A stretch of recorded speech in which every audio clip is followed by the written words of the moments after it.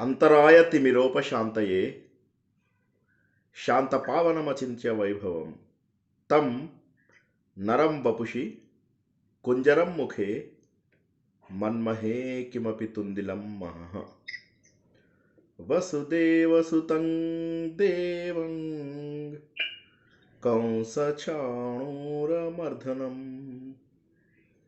देवकी परमानन्दं कृष्णं वन्दे जगद्गुरुं श्रीकृष्णं वन्दे जगद्गुरुं. A very warm welcome to the second part of Bhakti Yoga, Ultimate Devotion. Very sweet, great, and a bridge between karma and jnana. Last week, we tried to understand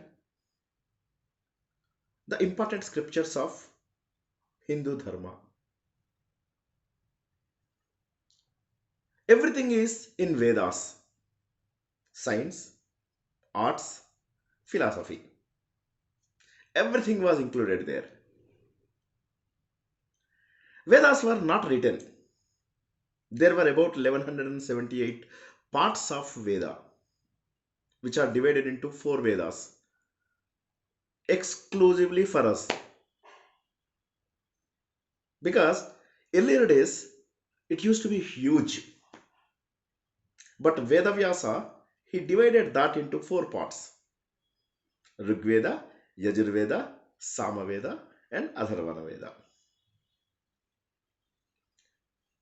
All the knowledge is there, but unfortunately, we don't have sufficient number of years on our hand. All we have is only 100 years, of which almost 50 to 60 years we will not be able to use at all. So, what he tried to understand was, what he tried to make us understand was to deliver that in the form of stories. It's very easy to understand. That is part of the 18 Puranas. So, all the essence of Vedas is in Puranas. Now, Puranas are also not very easy to understand because every Purana talks about a specific god. That leads to confusion. So, what do we really need now? Some epic. That is the history of Vyasa. What he did was he wrote his history and he gave the importance of Veda to that particular thing. That is the epic Mahabharata. So now we have three layers. Hope everybody understand. First, Vedas, which were never written. Essence of Vedas in Puranas, 18 Puranas in the story form. Then the third one is the epics, Ramayana and Mahabharata.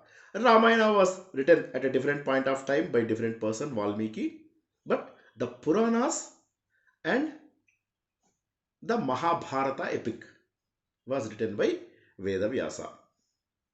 This Mahabharata contains everything, of which 700 shlokas are extremely important. Mahabharata has 18 chapters, of which Bhishma Parva is one of the chapters where we find Bhagavad-Geetha. What is Bhagavad-Geetha? Bhagavad-Geetha talks about all the things that we need. Karma, that is for the duty-minded people. Bhakti, the devotion, people who connect easily to others, connect easily to God. Then the third part is the jnana, the wisdom, the ultimate knowledge, the ultimate truth. So Bhagavad Gita talks about all these three: karma, bhakti, jnana, of which there is one particular chapter called Atma Samyama Yoga, sixth chapter. There he talked about the meditation. How do we control our mind? That is probably very, very, very, very crucial and important, because unless we control our mind, we will not be able to control our senses. If we cannot control our senses, it is extremely difficult to focus on anything. So he gave that, he just touched it and left it. However, we have a lot of Raja Yoga centers nowadays in the world. Wherever you go, almost 170 countries, we have Raja Yoga centers where the meditations are performed, meditations are taught. Now, where is Bhakti? Bhakti is a bridge between karma and jnana. It was never mentioned in Vedas. However, it formed an important and inseparable form of Hindu dharma. Everybody understands that Hindu dharma is a religion. No, Hindu dharma is not a religion. Anybody can practice it. Hindu dharma is the way of life. It's a Sanatana dharma. So, Bhagavad Gita talks about all the practices that we have. First 6 chapters, Arjuna, who did not want to fight, who did not want to be part of the war. So that is where we understand that we have the same problem. We really don't want to work, we don't want to be part of the struggle. Then next 6 chapters talks about the greatness of God, that is bhakti. What is bhakti? It's the ultimate love, unconditional love. Is it possible? No, it's really not possible, because we love our children, we love our parents, spouse. However, it's almost impossible to love God unless you know about Him. Once again, I repeat, you want to love particular person. How do you do that? Unless you are associated with that particular person, it's almost impossible to love. Impossible to love. So that is where we have these 6 chapters completely devoted to the devotional part of yoga. Devotional part of yoga. Of these 6 chapters, God talks about the manifestations. If you look at sun, it is me. If you look at moon, it is me. If you feel the air, it is me. If you feel the smell from the earth, it is me. If you look at the animals, it's me. If you look at the flora and fauna, it is me. So he tried to express everything. Then Arjuna was not satisfied. He wanted to see God in his full form. That is where we have the Virata Rupa, where the whole world is in God. Everywhere Arjuna sees only God, nothing else. He got different eyes that enabled him to see the God. He understands all the galaxies. We are in Milky Way galaxy. Like that, there are multiple galaxies are there. He was able to see all these galaxies. He is shocked to see that everybody is in him. God is omnipresent, omniscient, omnipotential. He was shocked. So, new questions. Now, there are 2 ways of worshipping God. Basically, there are 5 ways of worshipping God. But there are 2 important things that we see. One is form and another one is formless. So Arjuna inquired, between those who are steadfastly devoted to God's personal form and those who worship the formless, the nirguna, nirakara. So God is manifested and before manifestation. Who is better? Now I understand that God doesn't have a form. But after looking at your Virata Rupa, I understood that God has a form. Who is better? Now in 10th chapter you talked about your manifestations. And in 11th chapter, I saw you directly. So who is good? Either you are Nirakara or Sakara, form or formless. Then God had answered Arjuna. I mean, it was in the first sloka. Evam satata yuktaye bhaktasvam paryupasate. So that is where Arjuna asked. To that, Lord has answered. You fix your mind on me. You engage in my devotion with steadfast faith. Faith moves mountains.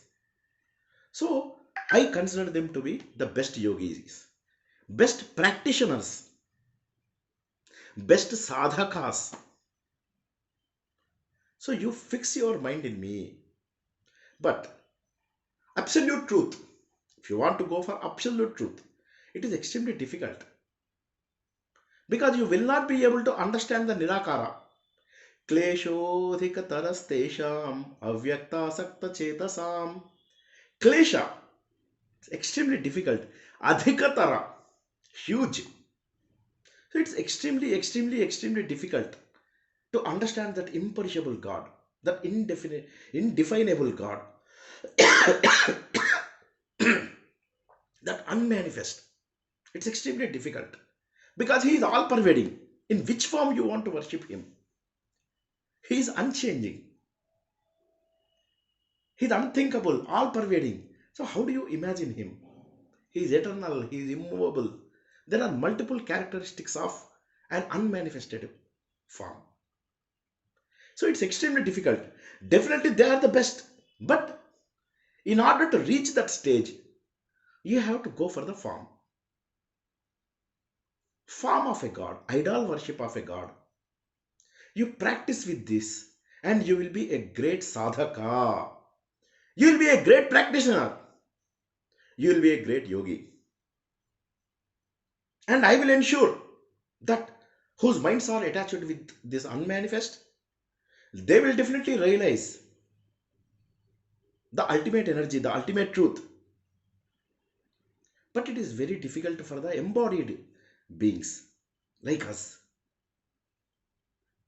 Only for the sannyasis who are in Himalayas, they'll be able to understand the truth of Nirakara, the unmanifested form. But for ordinary people, for the people with these bodies, it is almost impossible.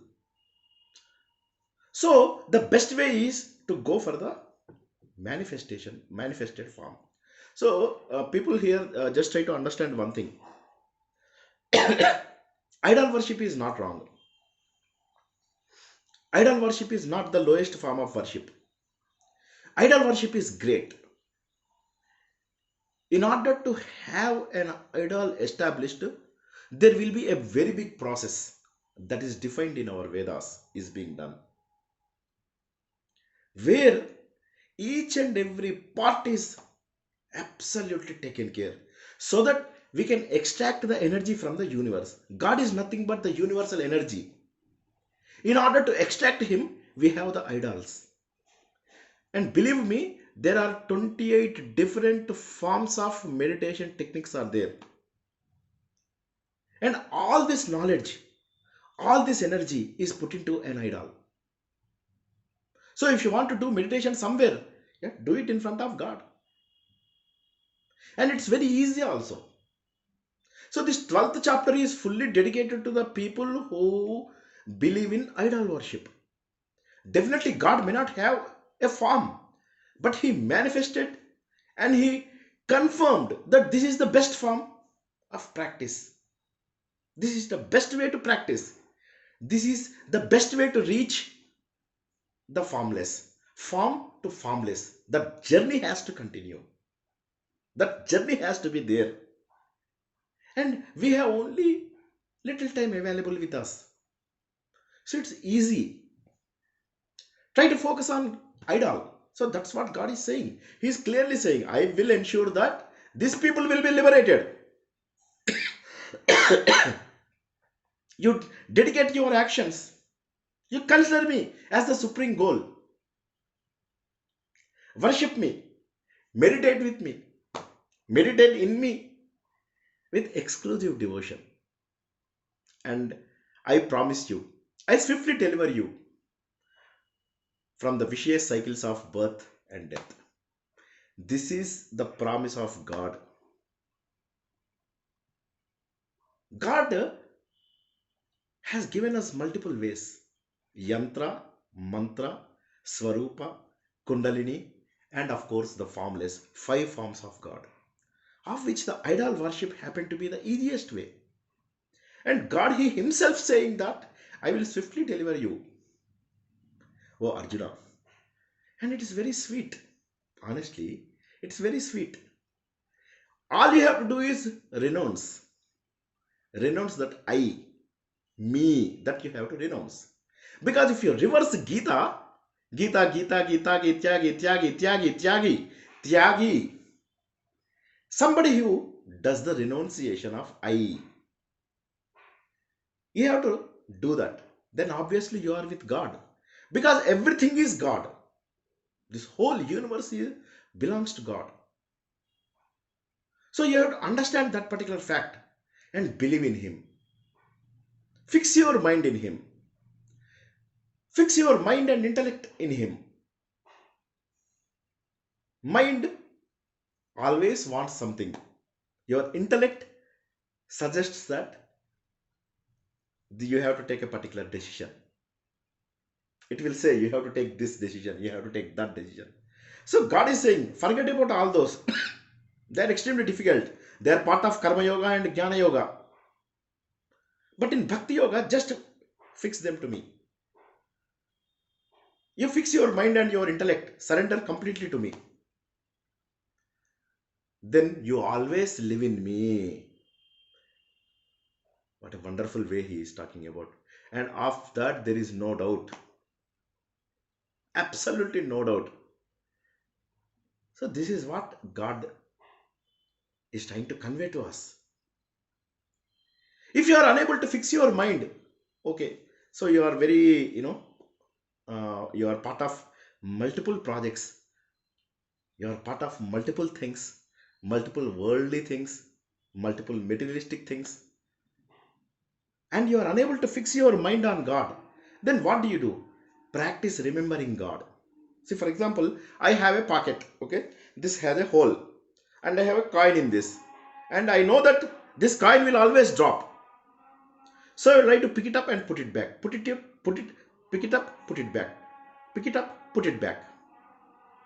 So if you cannot fix your mind, try to have the Abhyasa Yoga. Abhyasa Yoga is practice remembering me, oh Arjuna. Practice remembering me with full devotion, while constantly refraining your mind from the worldly affairs. You have to refrain yourself. You have to control yourself. So, first God asked us to control our mind and thoughts in Him. That is the first part. Second part, if we cannot do that, He asked us to do the practice. That is called Abhyasa Yoga. That is the second one. If you cannot even do that, so God is offering multiple ways. What we understand is devotion is going to the temple, putting some dollars and asking Him for more dollars. No, not that. God is offering you multiple ways. Number one, fix your mind and intellect in Him. Number one. Number two, He is asking you to do the practice. Number three, if you cannot even do that, okay, if you cannot practice remembering me with the devotion, then just try to work for me. That's all. You go to temple, you offer some service, performing some devotional service, perform some human service. Service to the nation is service to the God. Please do that. That will also lead you to the perfection. So please understand, devotion has multiple meanings. If you want to love God, just go and do service. So the three ways He is offering. And if you are even not capable of doing that, then just renounce the fruits of your action. So now 4 ways. Please try to understand. This particular chapter talks about the devotion. How do you practice devotion? First, you love God. Second, you practice. If you cannot practice, do service to the God. Fourth, if you cannot even do that, then just renounce the fruits of all your actions. Whatever you do, just Krishna Arpanam, it will go to the God. Don't accept any fruits of your actions. How easy it is, just try to understand. If you do simple yoga, that is also devotion. If you do pranayama, that is also devotion. If you sacrifice the fruits of your action, that is also devotion. Just try to understand. Just renunciation. Simple, whatever happens. If you go to the temple, you receive prasad. Whatever you receive, you accept it. As simple as that. Devotion is as simple as that. Not thinking about the fruits. It's an excellent chapter. That's why in last week also we discussed this particular chapter is entering into sanctum sanctorum of a temple, garbha gruha of a temple. Then 15th chapter is where you understand that there is no difference between you and God, because God is everywhere. So God is in you, God is in others. That's what he talks about even now also. He talks about the qualities of devotees. So far he talked about how to practice devotion. He offered multiple ways to practice the devotion. He said you have to be a tyagi. You have to do that renunciation. That's what he talked about. So what he is saying is, try to do meditation. If you cannot even do the meditation, just sacrifice the fruits of all your actions. That's understandable. That's easy also. And try not to malice others. You have to be friendly to everybody and compassionate. That is also one form of devotion. Nobody talks about that. Correct? That is part of the 12th chapter. In 13th and 14th shloka, he talked about you have to be equipoise. You are supposed to be friendly to everybody.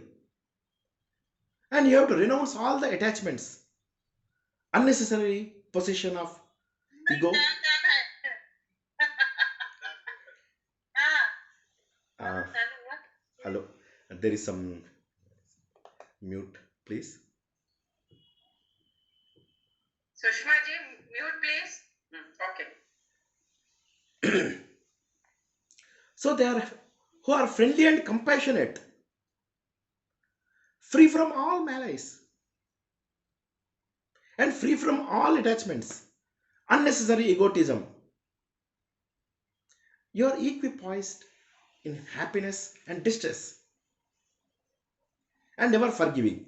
This will automatically come. Just try to understand this. Once you sacrifice the fruits of all your actions, you will be automatically equipoised. So you need to maintain that equilibrium. This will happen only when you are steadily united with God in devotion and self-control,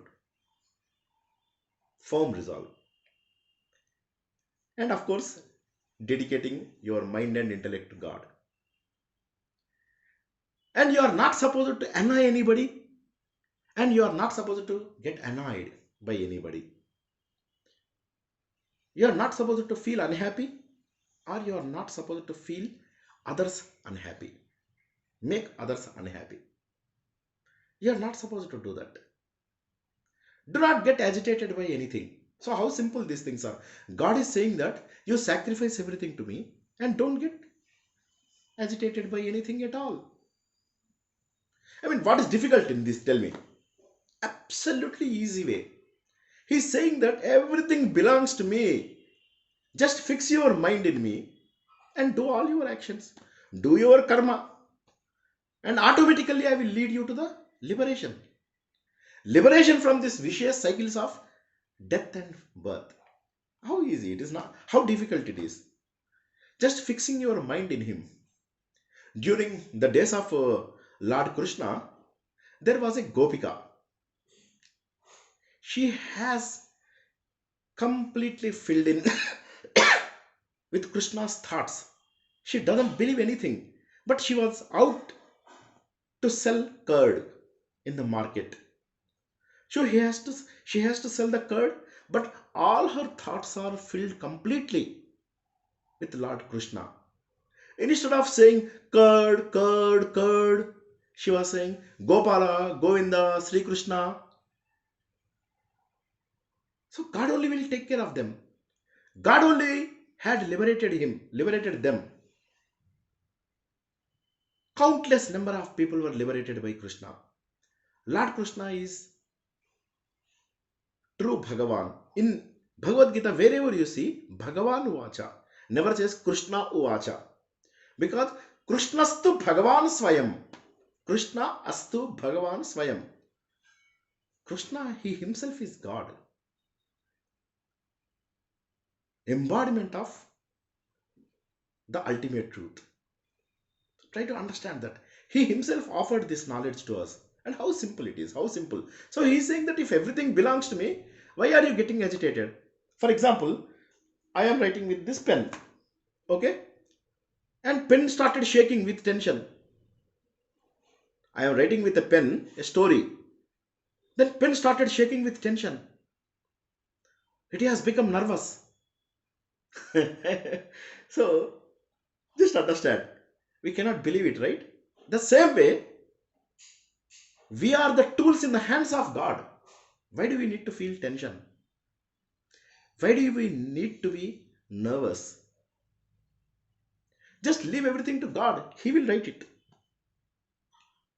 You have to do all your actions with ultimate devotion and just forget about the fruits.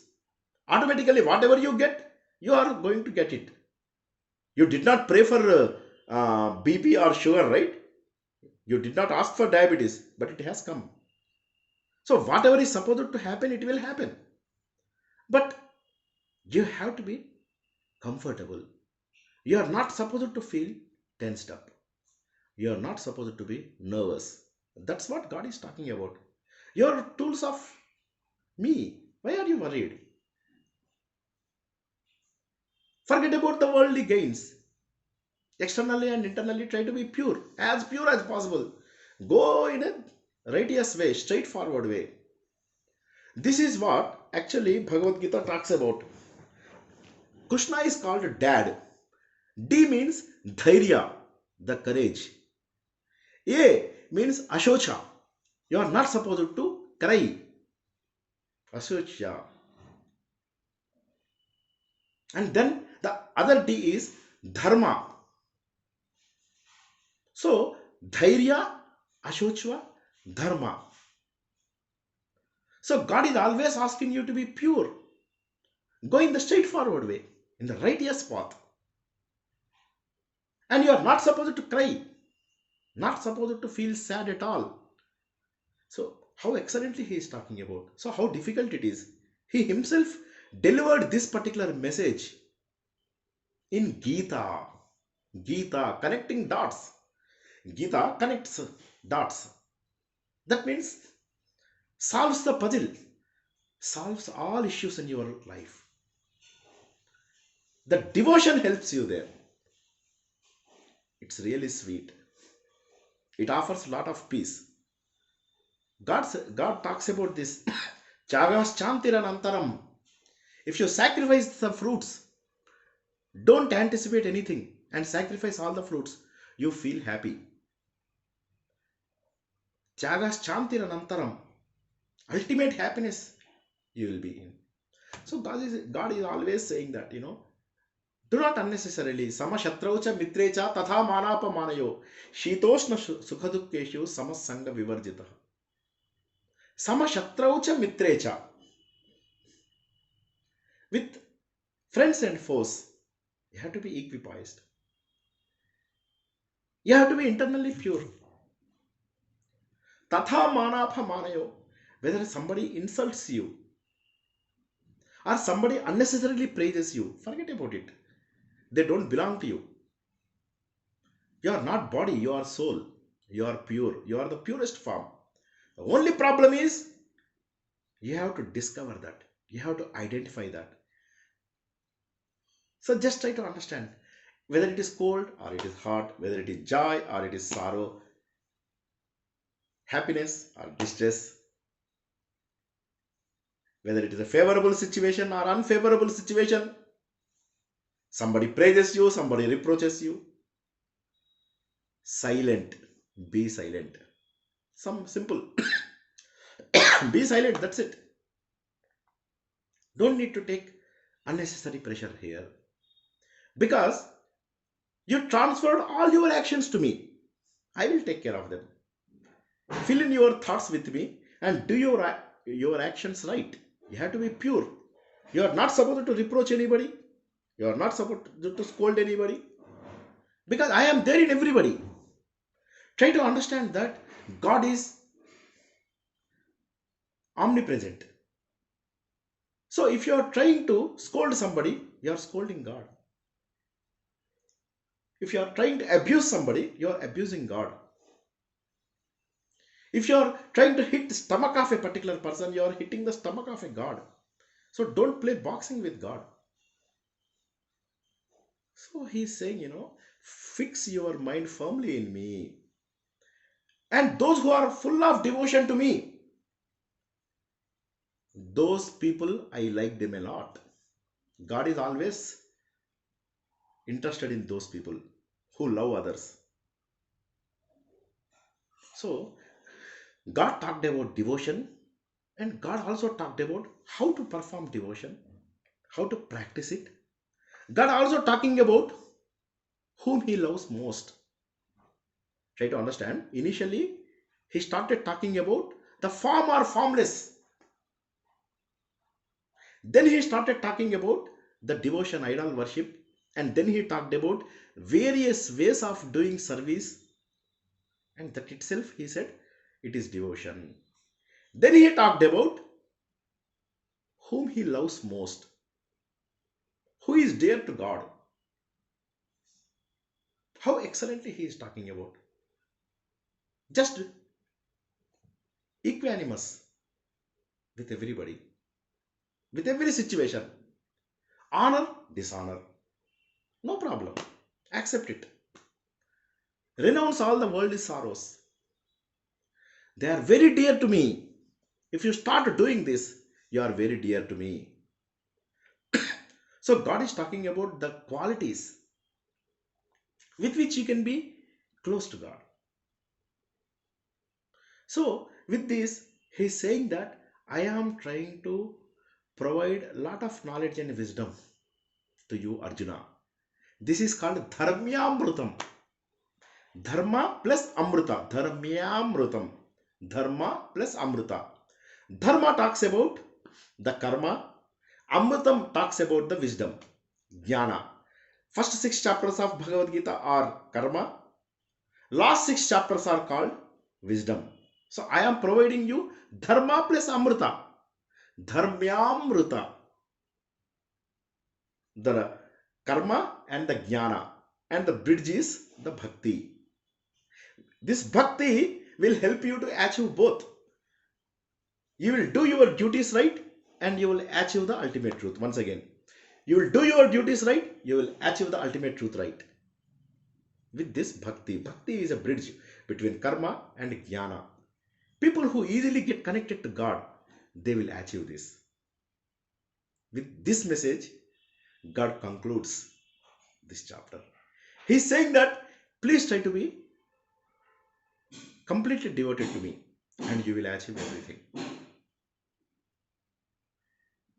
Really appreciate everybody's presence and understanding the nectar of Gita. It's a wonderful way. It's always it's a joy always to talk about Gita. So if anybody has any questions, I think we have 2 to 3 minutes time. So maybe we can quickly answer them, or maybe we'll extend it for 10-15 minutes. Ashok sir? Yes, sir. Ashok, sir, go ahead. Yeah, I have some maybe simple questions, but I hear terms like meditate on me. So suppose I want to say, okay, what does that exactly mean, meditate on me? Is it like doing a prayer? It's a focus. We always think about multiple things in our life, correct? 100 things in our life. For example, your mind is not stable. So meditation is thinking on only one thing. It is called dharana. Dharana means you hold on to something. Okay? You hold on to something. Then it will automatically lead you to dhyana. That is meditation. Then you don't need to think about anything. So meditation means thinking about a single. Aneka agrata to eka agrata. It's called ekagrata in Sanskrit. Ekagrata means you think about only one thing. So you think about me. That's it. That is the meditation. Yeah. So if somebody is doing a bhajan, could that be considered meditation on God? Absolutely. If you are focused towards God, then absolutely it's a meditation.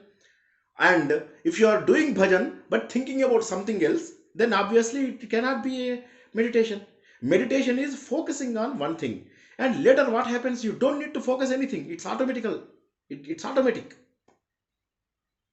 Okay. The other question was, you mentioned pranayama. What is it called? Pranayama. Pranayama is also. Ragini garu, extend the meeting for another 10 minutes or so, please. Yeah, Yes, sir. sir. We'll start a fresh meeting, sir. Ashok, sir, you can continue in the fresh meeting, please. The meeting is going to end. That's why we are starting a fresh meeting. Okay. Or should I ask? We'll rejoin. Please rejoin, everyone. Same link, please. Please rejoin using the same link. Recording stop.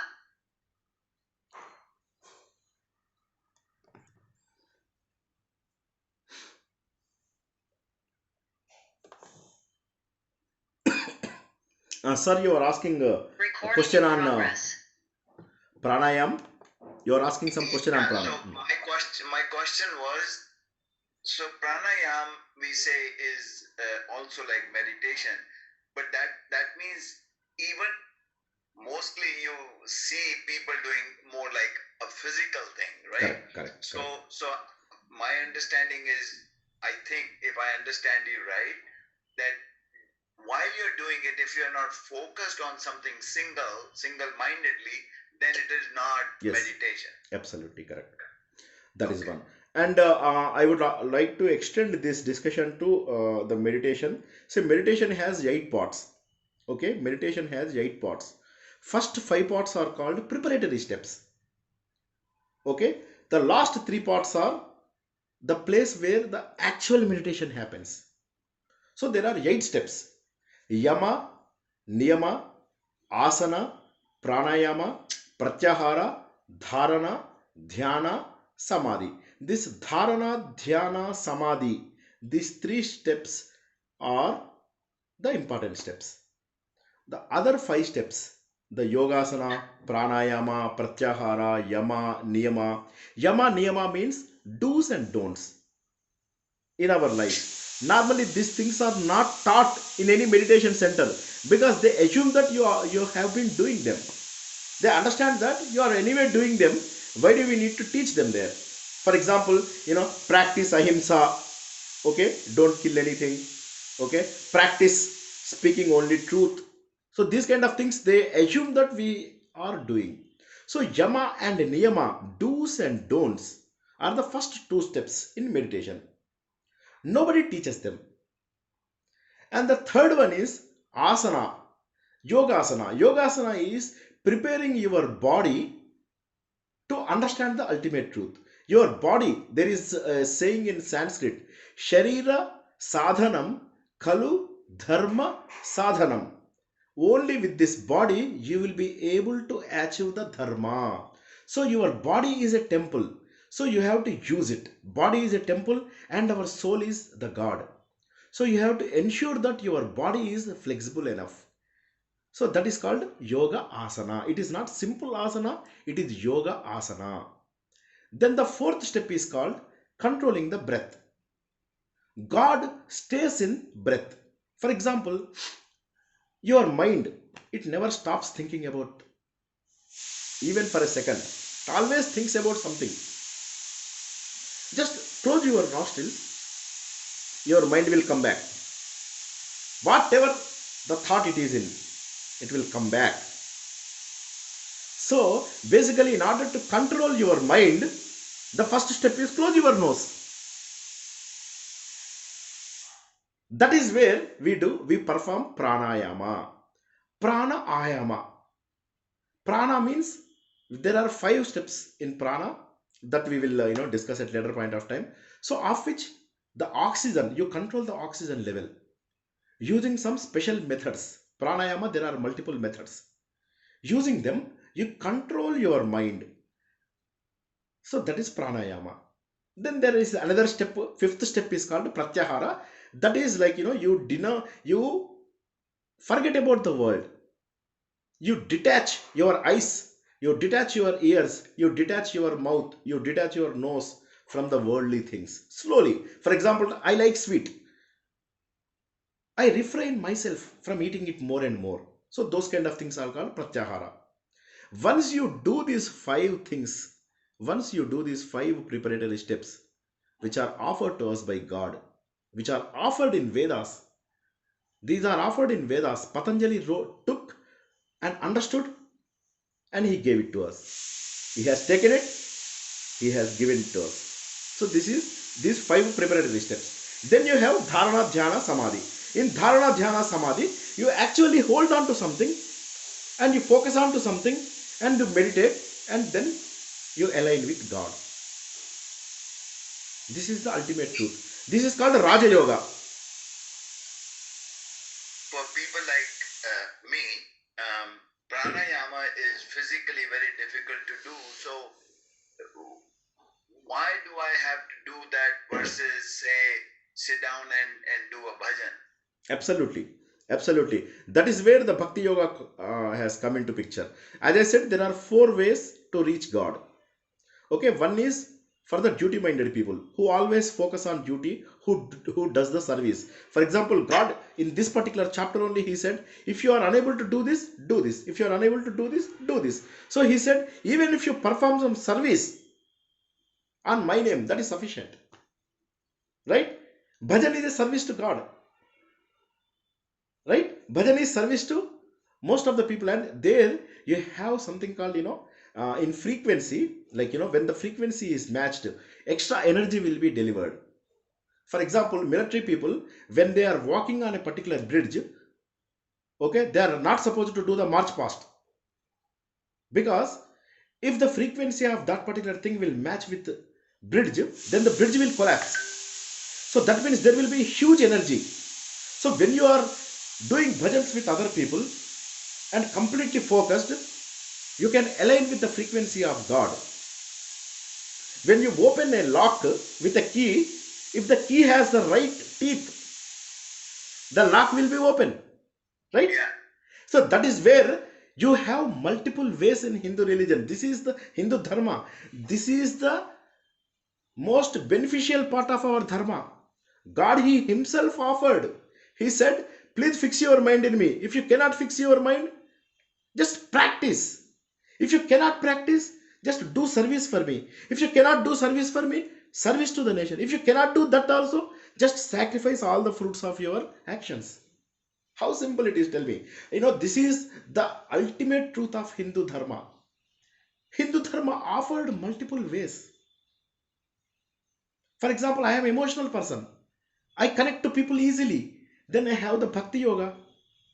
You have Mirabai. She even had poison also. Right? Surdas, Kabirdas, Jnaneshwar, Namdev. All these people did not do yoga, right? They did not do karma. They renounced everything. So any path out of these 4 paths, you can choose any path. that will liberate us. Jai Sri Krishna. Thank you. Thank you.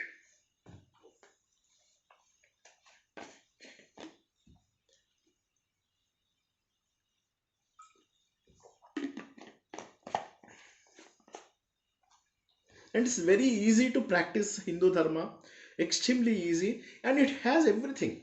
It's a scientifically proven Dharma, and we have a lot of things in Hindu Dharma which we can easily follow. That is where the Bhagavad Gita helps us. Lot of books are there, but impossible to complete them in a single life. So using Bhagavad Gita, it covers all four things: karma, karma yoga, first 6 chapters, and sixth chapter is called Raja Yoga. Then next 6 chapters are called Bhakti. Last 6 chapters, Jnana, the ultimate wisdom. So all four paths are given to us. We are fortunate to be born in this particular dharma. Practicing is very easy, though there is depth in it, but whatever is possible, you take it. Whatever is possible, you use it. As long as you follow DAD, Dad, Dharma, Ashochva, and Dhairya. You have to be courageous. You are not supposed to cry. You are supposed to follow the righteous path. Once you follow this, that's it. That is the essence of Gita. Connecting the dots, as I said. Connecting the dots means understanding the right things. Understanding the things right. That is what Gita offers. Which one was the middle letter? You said dad. Ashocha. Ashocha. Ashochva means, shocha means you cry. Ashochya nanvasochatvam prajna vadam sabhashase, second chapter. Then he ends with mashucha. He ends with mashucha. Shucha. Shucha means cry, to cry. Ashocha. Cry, cry, cry. Oh, cry. Okay. Ashocha. Cry for what, sir? What do you mean by cry? Like cry for everything happening in the life, or Yes, what? yes, yes. You cry for Okay, everything. good. We cry for everything in life. Yeah.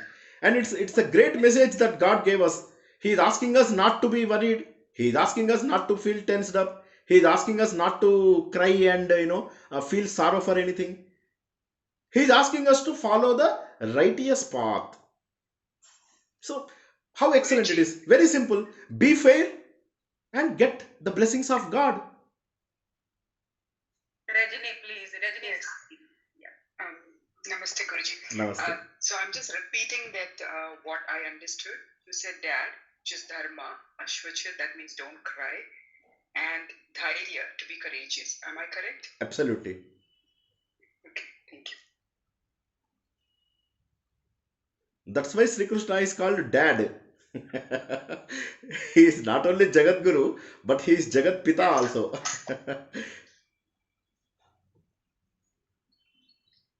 But how it is possible that not to cry when every day-to-day life we get into many tough situations? Correct. Not to cry. Yeah. Yeah. So as I said, the pen will not feel tensed up, right? The pen will not feel nervous, right? So because we are the instruments in the hands of God. We are instruments in the hands of God. Why do we need to cry? Nothing belongs to us. It's everything God's. And one day, and that one day nobody will be able to tell you which day. Some people die early, some people die late, some people die suddenly, some people die with a lot of pain. So we don't know when this life is going to end. It is not in our hands. It is not even in doctor's hands. We have complete technology advancement, but can anybody tell me how many years I am going to live? I went to my friend. I asked him, he is a doctor. I asked him, I had shown him all the reports. I asked him how many years I am going to live. So he is laughing. He said, like, I am expert in diseases and other things, but I will not be able to tell you how many years you are going to live. So nothing belongs to us. Everything we have to live here only, including this body. So in this way, we are not supposed to cry. And God, He Himself told us. God, He Himself gave this message. You are not supposed to cry. Just fix everything in me and understand that I am in every person. So that's it. So that's the easiest way. Thinking of Him and doing your work right, doing all your duties right. He never asked you to renounce from the duties, right? Do your duties right, then obviously you have the ultimate path, moksha. Dharma, artha, kama, moksha. Four things. Dharma is to understand the righteousness, understand the right path. During first 25 years, it is called brahmacharya ashrama. During that time, we'll learn this. How to be correct in our life. What are the principles that we are supposed to follow? That is dharma. Then we have artha and kama. Artha means money, kama means desires. You purchase house, you purchase car, you purchase properties. So in order to fulfill artha and kama, you are given grihasthashrama, householder life. There you purchase bungalows, you purchase cars. Nobody asked you to stop. Nobody is asking you to stop. He himself said, you are supposed to achieve four things in your life: dharma, artha, kama, moksha. Dharma, okay, you are getting a better education. Artha, kama, you are purchasing cars, bungalows, and earning money. Fine. Then what about moksha? We are forgetting the final part, that moksha.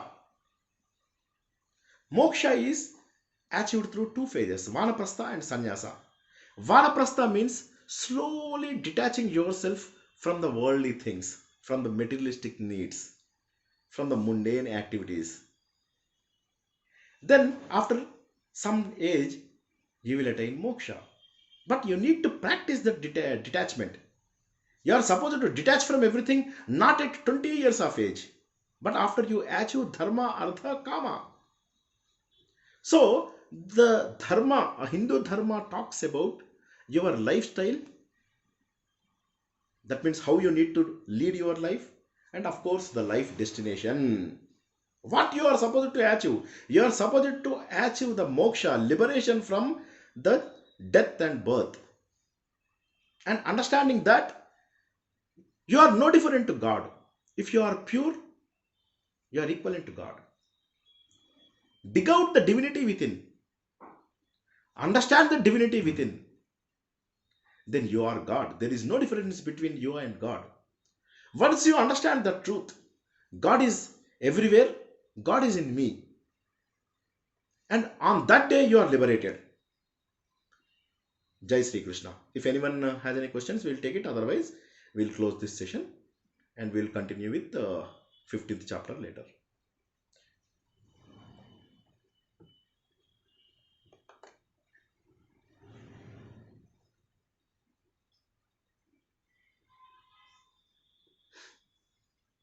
Once again, Can I ask a question? yeah, absolutely, please. Sorry, because my knowledge. You said four things: moksha and three other elements. What are they actually, and what do they represent? Okay. Basically, is it way of living life, or the knowledge that you need to have how life goes through? Correct. So these are called dharma, artha, kama, moksha. These are the four things Hindu dharma asked you to achieve. Okay, once again I repeat: dharma, artha, kama, moksha. These are the four things that every person is supposed to achieve in his life. Okay, first dharma. Dharma means how to be right. What are the principles that we need to follow? What are the rules and regulations that we need to follow? What is the right knowledge that we are supposed to learn? This is part of our first 25 years of education, where our parents teach us, right? Our parents teach us how to lead life, what is right, what is wrong. This is called dharma. Okay? This is called brahmacharya ashrama. Dharma, you will learn in Brahmacharya Ashrama, about first 20 to 25 years of age. Then next 25 to 35 years of age, you will achieve Ardha and Kama, means earn money and fulfill your desires in a systematic way, ethical way, the righteous way. So basically, you don't think getting money and getting what do you call fulfilling your desires is wrong. No, if you do them in the right path, you will not fall into the vicious cycles of earning money continuously. Do it right, earn the money, and never forget your ultimate goal, that is moksha. So up to 55, 60 years, we try to earn money and enjoy all the fruits. Then after 55, 60, once your responsibilities are done, the time to think about the future, the time to think about the moksha, the time to think about the ultimate truth. Why I am born? What is the truth of life? Why there are sorrows and happiness? Why there are distress and happiness? Why there are honors and dishonors? Why there are praises and insults? You have to understand. And you have to cross that particular stage. That is where the detachment helps you to achieve the moksha, liberation.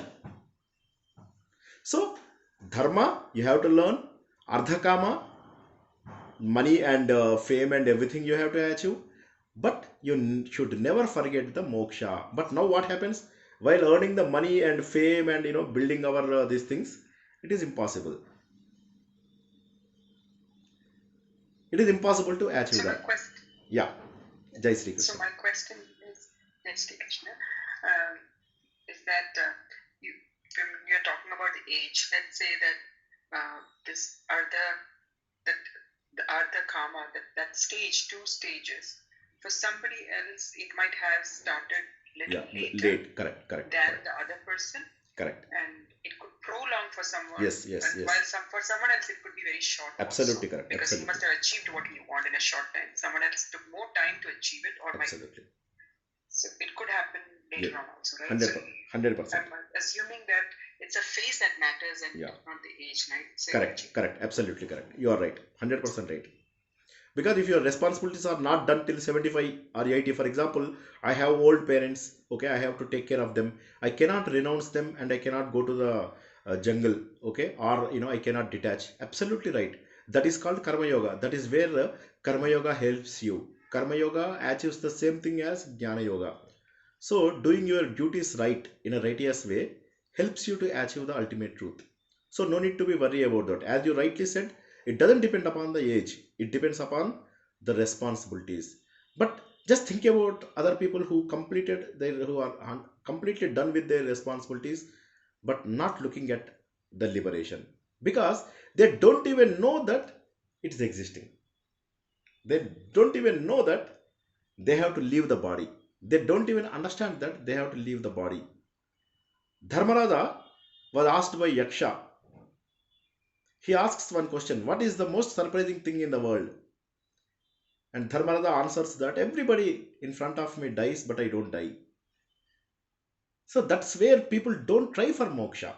But if people understand the concept once in their life, they will definitely try to achieve that.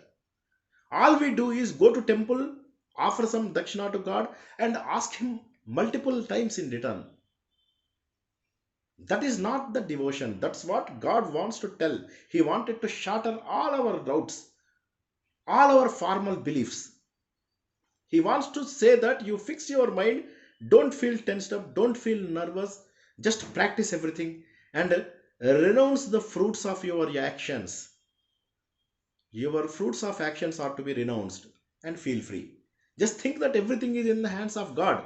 If you are able to influence the world, then obviously then something is totally different. You will not be able to influence the world, only to some extent, but not to the fullest possible extent. When you cannot change the world, understand that there is something beyond your comprehension, beyond our knowledge. After all, we are living in a small galaxy, Milky Way galaxy. Such galaxies are billions are there. And what is our life?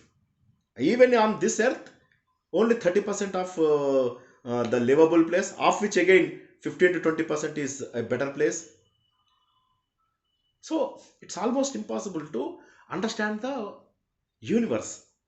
But there is a leader to the universe. Understanding that leader and extracting his energy, just the way we do it in during the night.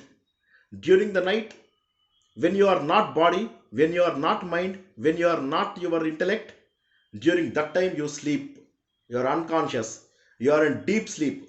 During that time you are connected to the God, and he will provide you with all the energy that you need for the next day.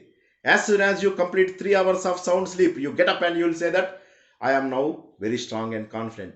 That recovery mechanism, that energy, the way you fill gas in our petrol, that is done every night. That is being happening, whether you accept it or not, whether you are a believer or not, it happens. That's where we have to understand the greatness of God. Then only you will be able to appreciate him, then only you will be able to bow to him,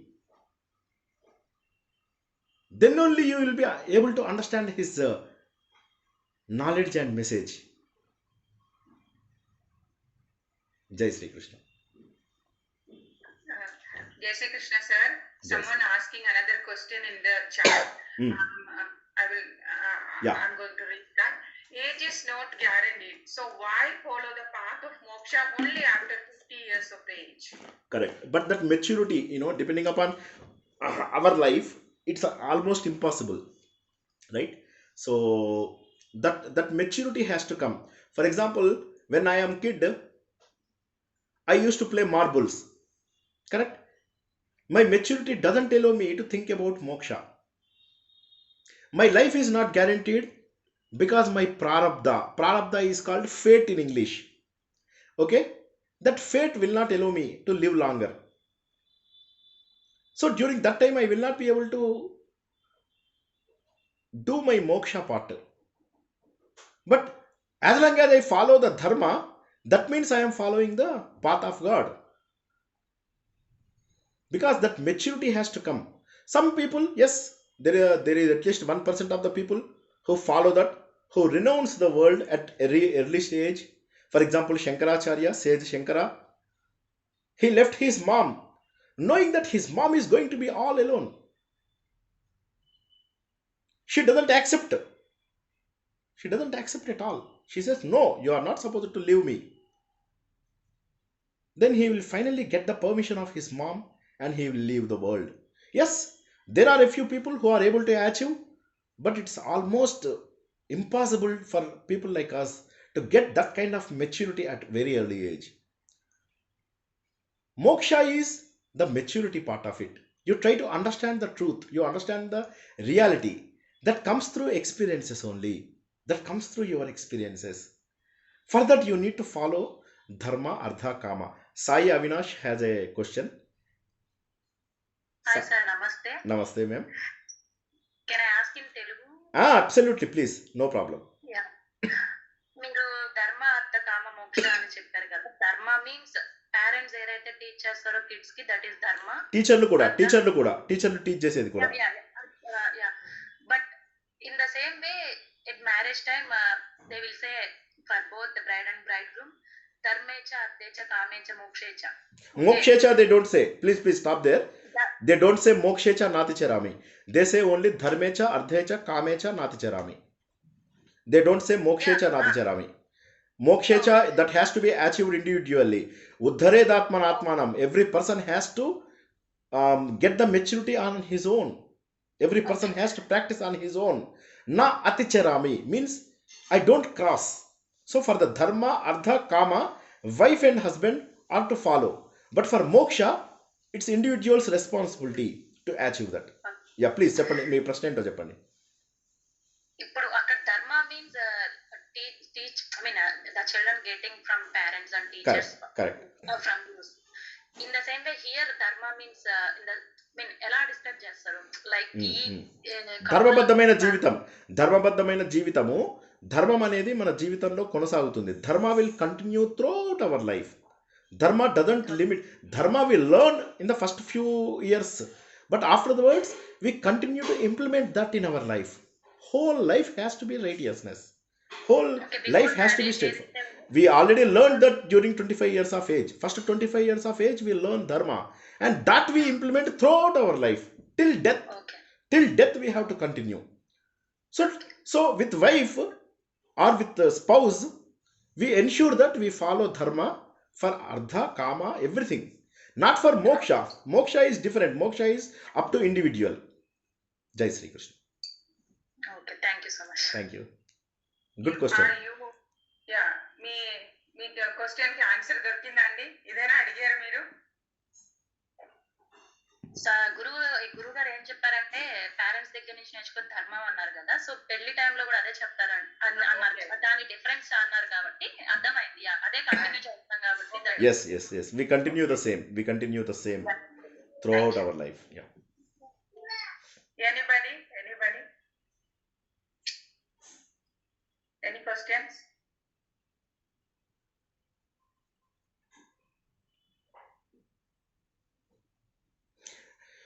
Okay, thank you very much. Really appreciate everybody's presence and time.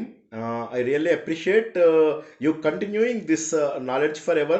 And please understand that we are very fortunate to be learning this knowledge. The reason we started with 12th and 5th chapters, or 12th chapter, as I said, it's entering into the Garbhagriha, the sanctorum of a temple, and 15th chapter is where you align with God. So 12th and 15th chapters are learned first among all other chapters. All chapters are important, but 12th and 15th chapters talk about your destination immediately and how you are supposed to lead your life. God has paved a way for us. We follow it. If we follow it, we don't feel tensed up. We don't feel nervous. We follow His rules and regulations. We follow His path. We leave everything to God. That is where the Bhakti Yoga helps us. Really appreciate you all following this and ensuring that you include devotion as part of your daily activity, thinking about God, thinking about righteousness, thinking about doing service, whatever the methods that God offered. If you cannot think about me, just do service. If you cannot do service, just do yogasana and pranayama. It is not physical. That leads to your stability of mind, equanimity. You will be equipoised. So try to understand all this, and I'm sure you will definitely realize the value for sure, and you will also teach the next generations the right way. Once again, thank you very much. Really appreciate everybody's time. Atma sukhamu వీడిని ఆట కొరకు పాత్ర పోషణ చేసితి సూత్రధారి విశ్రమించదని పాదం ఆశ్రయించి పరమ కరుణాంతరంగా శ్రీ పాండురంగ యోగేశం సచ్చిదానందం వాసుదేవం వ్రజప్రియం ధర్మ సంస్థాపకం వీరం కృష్ణం వందే జగద్గురుం శ్రీకృష్ణం వందే జగద్గురుం. జై Srikrishna everyone. Thank Jai you. Shri Krishna. Thank you so much. Recording stopped. Thank you so much. Thank sir. you everyone.